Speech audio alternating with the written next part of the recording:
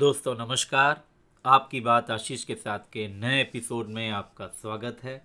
आज हम चर्चा करेंगे विजयदशमी पर्व और देश के हालात पर। विजयदशमी पर्व की सबसे पहले आप सबको बहुत बहुत शुभकामनाएं। हम सब लोग जानते हैं कि विजयदशमी पर्व एक परंपरा बन गई है भारत देश में कि असत्य पर सत्य की जीत का उत्सव हर देशवासी मनाता है।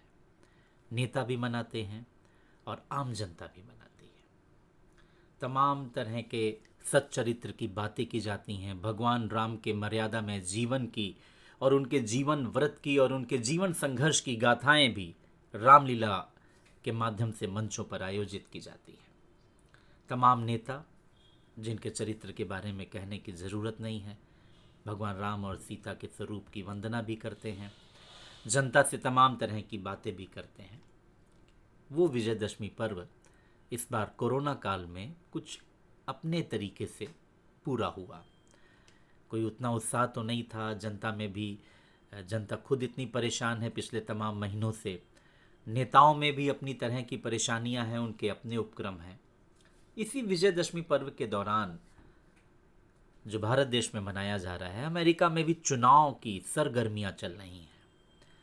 डोनाल्ड ट्रंप और जो बिडेन के बीच की डिबेट की चर्चाएं हो रही हैं, तमाम उस पर एडिटोरियल आ रहे हैं, लोग उसको देख रहे हैं, सर्च कर रहे हैं। तमाम लोग उन नेताओं के चरित्र के बारे में भी चर्चा कर रहे हैं जो अमेरिका के नेता हैं और पूरी दुनिया पे अपना प्रभाव डालते हैं।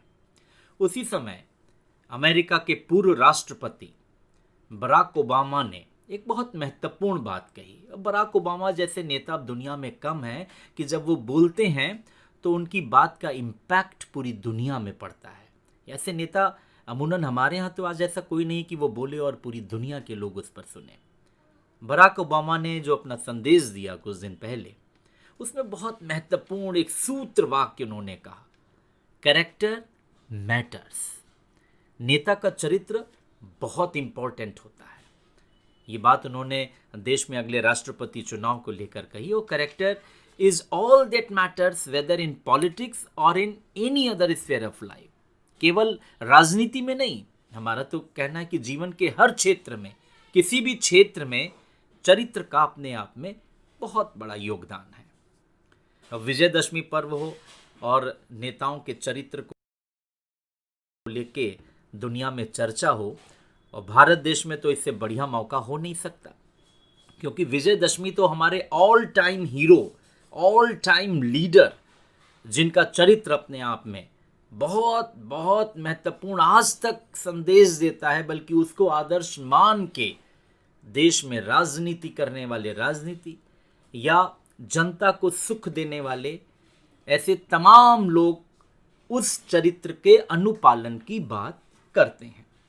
पर जब आज हम चर्चा करते हैं विजयदशमी के पर्व पर भारत के नेताओं के चरित्र की अगर चर्चा की जाए, किसी गली मोहल्ले में, किसी भी छोटे शहर, बड़े शहर, गांव में आप चले जाइए, तो आप जब किसी नेताओं के चरित्र पर मंथन करेंगे, चौपाल लगाएंगे, बैठेंगे, तो आप उसका लब्बो लुभाव क्या निकल के आता है कि आपको बताएगा यहाँ पर कोई गांधीवादी जैसे नेता हैं या कोई बहुत आदर्शवादी नेता हैं। भारत के किसी भी नेता के बारे में, छोटे से लेकर के और ऊपर के स्तर तक के नेता के बारे में अगर आप चर्चा करें तो सिर्फ 3 चीज़ें जो एक पिक्चर का डायलॉग है, जैसे इंटरटेनमेंट, इंटरटेनमेंट, इंटरटेनमेंट, उसी तरह यहाँ के नेताओं के बारे में एक समूल चरित्र आता है जनता की चर्चा में। करप्शन, करप्शन, करप्शन, आर्थिक भ्रष्टाचार में लिप्त, संवेदनहीन, डिसऑनेस्टी, ये कॉमन फैक्टर है, कैरेक्टरिस्टिक है जो अमूमन नेताओं में मिलती है। एक्सेप्शन से हैं, तमाम बड़े नेता हैं, कुछ ऐसे भी नेता हैं देश में इस समय,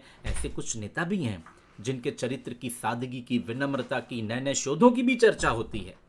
पर अधिकांश जो बात समझ में आती है वो करप्शन, करप्शन, करप्शन। अभी भी अपने भारत देश के तमाम हिस्से में भुखमरी है, गरीबी है। अब अमेरिका में चुनाव हो रहे हैं, अमेरिका में वहाँ का अलग चरित्र है।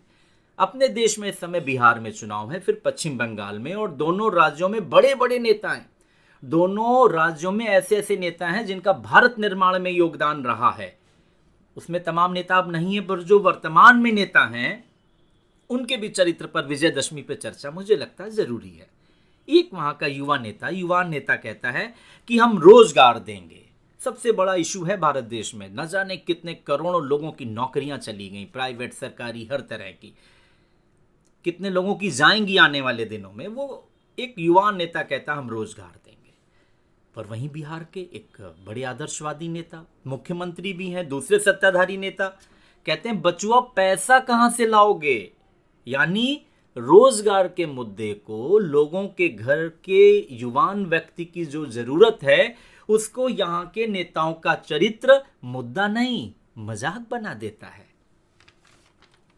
सोचने की जरूरत है। अब भाई राजनीति में कोई साफ सुथरे संत आए, ऐसी तो अपेक्षा अब कोई नहीं करता। पर चोर उचक्के लुटेरे डकैते या जिनके चरित्र पे शंका है, ऐसे लोग आए, ऐसा भी तो हर कोई नहीं चाहता। कुछ लोग चाहते होंगे जो उनके फॉलोअर होंगे, पर हर कोई नहीं चाहता। लोगों में धर्म जाति की दीवारें खड़ी करके सत्ता हासिल करने वाले क्या अभी भी देश या प्रदेशों में तमाम जो भूखे लोग हैं उनका पेट भर पाएंगे? युवाओं को क्या रोजगार दे पाएंगे? विजयदशमी का पर्व पर तमाम तरह से असत्य पर सत्य की जीत का संदेश देने वाले क्या वास्तव में सत्य को अपने जीवन में ला पाएंगे? क्या इस कोरोना काल में जैसे विजयदशमी मनाई जा रही है और जैसा दीपावली आगे मनाई जाएगी, किस चरित्र के लोग दिए कैसा जलाएंगे, ये देखना है। इस पे भी एक बिहार का चुनाव कुछ एक लिटमस टेस्ट है। इस समय देश में लोगों के दिलो दिमाग से सुकून गायब है।